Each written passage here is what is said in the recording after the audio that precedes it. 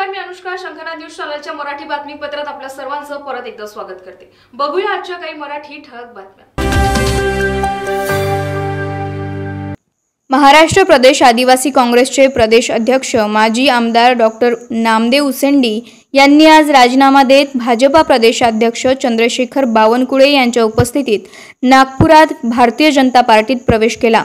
प्रदेशाध्यक्ष व्यक्तीला न्याय मिळत नसताना आदिवासींना काँग्रेस कसा न्याय देणार असा सवाल यावेळी उपस्थित करतानाच डॉक्टर उसेंडी यांच्यासह 22 आदिवासी काँग्रेसचे जिल्हाध्यक्ष भाजपात सहभागी झाले असल्याचा दावा करण्यात आला. हम विकास के लिए टिकट मांग रहे थे, शायद हमें टिकट देते, हम चुन के आते थे लोकसभा में, उस समस्याओं का हम उजागर करते और उसके माध्यम से उस क्षेत्र का विकास में हम योगदान देते. इसके लिए होतो आम्ही आज आमची तिकीट सीएसी मध्ये कन्फर्म झाल्यानंतर त्यांच्यातले जे कुरघोड्या आहेत एकामेकाचे तिकीट कापण्याचा, त्या गटबाजी आणि कुरघोडीमुळे आमची तिकीट कापल्या गेली, याचं आम्हाला दुःख आहे. तुमचा रोग कोणाकडे आहे नेमका? मुकुटपुरीकडे आहे की आणखी पुढे? नाही, प्रदेश लेवलवर आहे, जिल्हा लेवलवर आहे, जिथं तिथं म्हणजे बघावं तिथं कुरघोडीचं सत्र आहे. त्याच्यामुळे कोणाला एकाला काही नाही. आम्हाला दुःख एवढं वाटतं जेव्हा आमचा आदिवासी माणूस एखादा मुलगा मरण पावला, त्याला मोटरसायकलवर घरापर्यंत डेड बॉडी न्यावं लागतं, त्याचं दुःख आम्हाला होतं.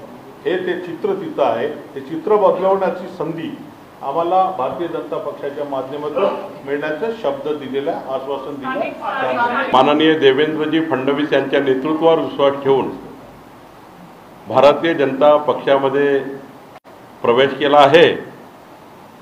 मी नामदेव उसेंडीजी आणि त्यांच्यासोबतचे 22 राज्याचे जिल्हाध्यक्ष, 22 जिल्ह्याचे आदिवासी आघाडीचे काँग्रेसचे अध्यक्ष यांचाही त्यांनी माझ्याकडे आज पक्षप्रवेशाकरता विनंती केली आहे. नामदेव उसेंडीजी यांचा पक्षप्रवेश झाला असं मी जाहीर करतो. आणि हे करतानाच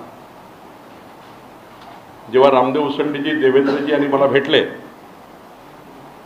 त्यांनी स्पष्टपणे कुठल्याही तिकीटची अपेक्षा न करता विधानसभा, लोकसभा आणि कुठली, त्यांनी एकच वाक्य आमच्यासमोर मांडलं. मोदीजींनी गॅरंटी घेतली आहे विकसित भारताची. मोदीजींच्या विकसित भारताच्या गॅरंटीवर आणि आदिवासी समाजामध्ये न्याय मिळवून देण्याकरता मोदीजी ज्या पद्धतीने काम करतायत,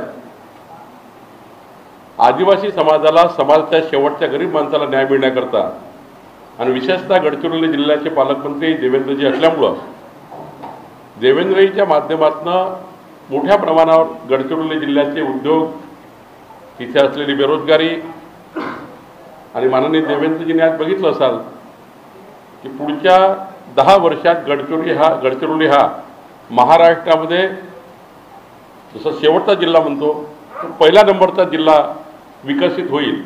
शंखनाद न्यूजसाठी ब्युरो रिपोर्ट.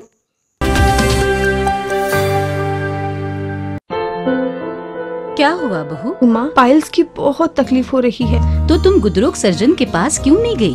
देखो, जैसे हार्ट के लिए हार्ट स्पेशलिस्ट, ब्रेन के लिए ब्रेन स्पेशलिस्ट, तो पाइल्स के लिए पाइल स्पेशलिस्ट क्यों नहीं? स्त्री हो या पुरुष, टॉयलेट में तकलीफ केवल पाइल्स ही नहीं, और भी कई प्रकार के गुदरोग तथा कैंसर भी हो सकता है.